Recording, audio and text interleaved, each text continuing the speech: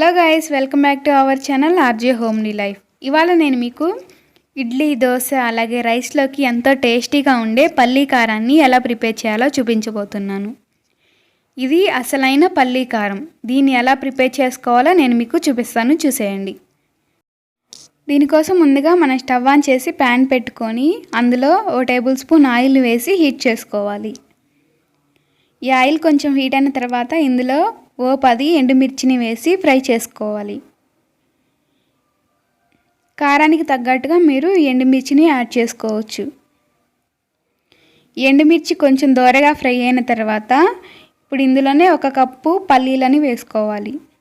నేను ఇక్కడ మంటని లో ఫ్లేమ్లో పెట్టి మాత్రమే చేస్తున్నాను. ఈ పల్లీలన్నీ కూడా ఒక 50% వరకు ఫ్రై అయిన తర్వాత ఇప్పుడు ఇందులో 1 టేబుల్ స్పూన్ పచ్చిశనగపప్పు అలాగే 1 టేబుల్ స్పూన్ మినపగుళ్ళు వేసి ఫ్రై చేసుకోవాలి. వీటిని ఒక 2 మినిట్స్ పాటు ఫ్రై చేసుకున్న తర్వాత ఇప్పుడు ఇందులో 2 టేబుల్ స్పూన్ల జీలకర్రని వేసుకోవాలి. మనం అన్ని పప్పులను కూడా ఒకేసారి వేసి ఫ్రై చేసుకుంటే కొన్ని ఫ్రై అవుతాయి, కొన్ని మాడిపోతాయి. అలా కాకుండా మనం 1 బై 1 వేసుకొని ఫ్రై చేసుకోవాలి. మనకి జీలకర్ర చాలా త్వరగా ఫ్రై అవుతుంది కదా, అందుకే దాన్ని లాస్ట్లో వేసాను. ఇప్పుడు ఇందులోనే 2 రెమ్మల కరివేపాకును కూడా వేసి బాగా ఫ్రై చేసుకోవాలి. ఈ కరివేపాకు కూడా ఫ్రై అయిన తర్వాత ఇందులో చిటికెడు పసుపుని వేసి ఒకసారి బాగా కలుపుకొని స్టవ్ ఆఫ్ చేసుకోవటమే. ఇప్పుడు స్టవ్ ఆఫ్ చేసి దీన్ని పక్కకు పెట్టుకుందాం. ఇప్పుడు దీన్ని 10 నిమిషాల పాటు చల్లారబెట్టుకోవాలి. ఒక 10 నిమిషాల తర్వాత ఇవి పూర్తిగా చల్లారిపోయి ఉంటాయి.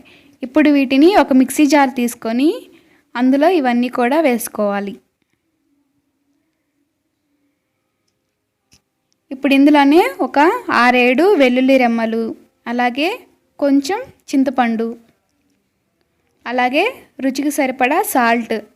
నేను ఇక్కడ వేయించి పొడి చేసిన ధనియాల పొడిని 1 టేబుల్ స్పూన్ వేస్తున్నాను. మీ దగ్గర ఒకవేళ ధనియాలు ఉంటే వాటిని పల్లీలతో పాటు వేయించి కూడా వేసుకోవచ్చు.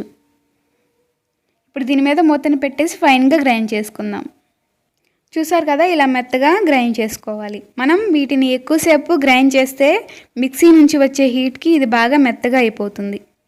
సో చిన్న చిన్న పలుకులు ఉన్నా ఏం కాదు. ఇప్పుడు దీన్నంతా కూడా ఒక ప్లేట్లోకి పెట్టుకుందాం.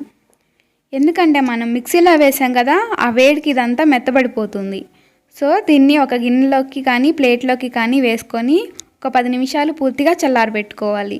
అలా కాకుండా మిక్సీలో వేసిన వెంటనే దీన్ని డబ్బాలోకి ట్రాన్స్ఫర్ చేసి పెట్టుకుంటే కనుక ఆ వేడికి ఇవి ఉండలు కట్టిపోతాయి. ఇలా పూర్తిగా చల్లారిపోయిన తర్వాత ఒక కంటైనర్ తీసుకొని, గ్లాస్ అయినా పర్లేదు, ప్లాస్టిక్ కంటైనర్ అయినా పర్లేదు, ఇలా ఎయిర్ టైట్గా ఉండే డబ్బాని తీసుకోవాలి. ఇప్పుడు ఈ పొడినంతా కూడా అందులో వేసేసుకుందాం.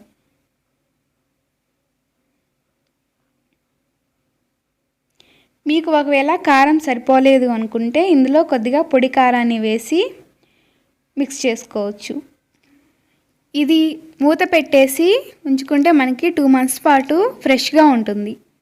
ఇది రైస్లోకి కానీ, దోశలోకి కానీ, అలాగే ఇడ్లీలోకి కానీ చాలా అంటే చాలా చాలా టేస్టీగా ఉంటుంది. మీకు నచ్చితే మీరు కూడా ఒకసారి ట్రై చేయండి. ఇన్ కేస్ మీకు ఏమైనా డౌట్స్ కనుక ఉంటే నాకు కామెంట్ సెక్షన్లో కామెంట్ పెట్టండి. Okay, see you in the next video.